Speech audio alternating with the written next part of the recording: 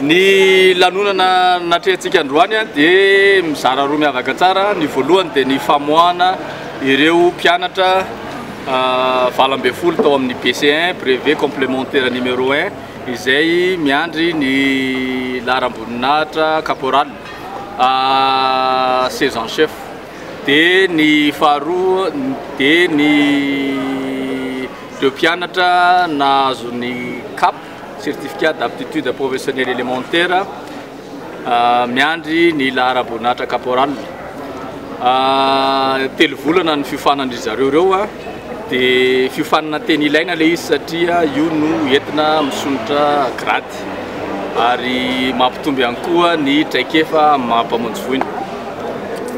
Ny faharoa dia momba ny fanokanana ny salle de musculation anay izay efa nisy teo ihany fa natsaraina navadika mba ho manara-penitra kokoa ary tena hoe mandeha daholo.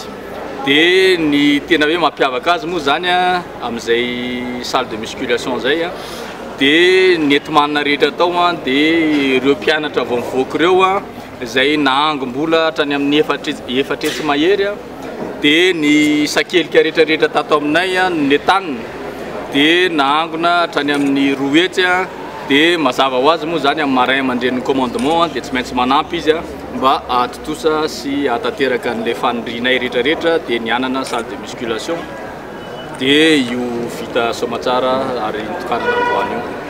Ny ekipa ato Pompe dia tsy hita hoe hitenenana hoe ampy na tsy ampy arakaraky ny loza miaty io. Raha misy loza kely mitranga ery dia be da be zay. Raha misy tena loza ngeza be dia ngeza be dia amin'izay ngamba mety hiteny hoe tsy ampy.